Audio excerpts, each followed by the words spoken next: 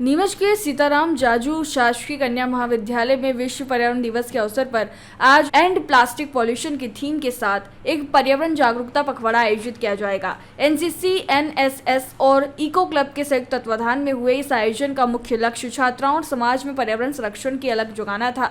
पखवाड़े का आगाज छात्राओं द्वारा पर्यावरण जागरूकता संकल्प पत्र भरकर हुआ। इसके बाद प्लास्टिक प्रदूषण उन्मूलन पर केंद्रित व्याख्यान, रचनात्मक पोस्टर और स्लोगन प्रतियोगिताएं और एक ऑनलाइन पर्यावरण जागरूकता क्विज जैसी गतिविधियां हुई, जिनमें छात्राओं ने बढ़ चढ़कर हिस्सा लिया। महाविद्यालय के प्राचार्य डॉक्टर एनके डपरा ने छात्राओं को पर्यावरण संरक्षण का महत्व समझाते हुए कहा कि पर्यावरण हमारे जीवन का आधार है और इसके संरक्षण के लिए छोटे छोटे कदम जैसे वृक्षारोपण और जल संचयन बहुत जरूरी है। डॉक्टर डपरा ने सभी को पर्यावरण संरक्षण की शपथ दिलाई और महाविद्यालय परिसर में पौधारोपण कर हरियाली बढ़ाने का संकल्प लिया गया। कार्यक्रम का उद्देश्य छात्राओं में पर्यावरण के प्रति जिम्मेदारी की भावना विकसित करना और जन सामान्य को पर्यावरण संरक्षण का संदेश देना था। एनसीसी प्रभारी डॉक्टर हिना हरित, एनएसएस प्रभारी डॉक्टर प्रियंका ढलवानी और इको क्लब प्रभारी अंकिता दीक्षित के मार्गदर्शन में कार्यक्रम का आयोजन हुआ। किया गया है, बताइए क्या खास बात है? आज 5 जून को विश्व पर्यावरण दिवस के उपलक्ष्य में सीताराम जाजू कन्या महाविद्यालय में कार्यक्रम आयोजित किया पर्यावरण को लेकर के।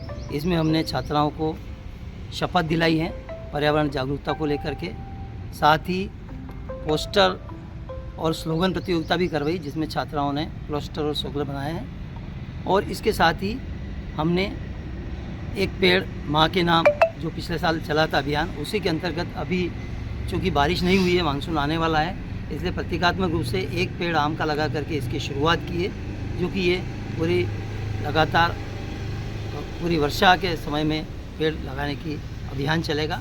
और इसमें जागरूकता ये लाई गई केवल पेड़ नहीं लगाया जाए बल्कि उसे 1 साल तक बड़ा करने की जिम्मेदारी भी ले। ऐसी जगह लगाएं जहाँ पर कि वो नष्ट न हो, कोई उसको ख़त्म न कर दे, उसकी सुरक्षा हो और पानी की व्यवस्था हो और उसकी चौकीदारी कोई कर सके। तो ऐसी जिम्मेदारी छात्राओं को दी है ताकि वो उस पेड़ जो वृक्ष छोटा सा पेड़ लगाया वो वृक्ष के रूप में बड़ा हो सके, ये जिम्मेदारी दी गई है।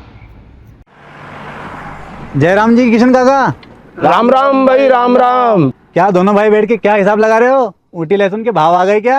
अरे नहीं रे दादा, ये अपना रमेश नया मकान बनाने के लिए लोन ले रहा है। हिसाब किया तो पता चला कि लोन का पैसा तो ईंट और रेती में ही पूरा हो जाएगा। और अभी तो सीमेंट लानी है, सलिया लाना है और तो ठेकेदार को भी पैसे देने हैं। मेरे तो कुछ समझ में ही नहीं आ रहा कि कैसे बनेगा मेरा नया मकान। अरे किशन काका, कहाँ इन रेत, सीमेंट और लाल ईंटों के चक्कर में पड़ रहे हो?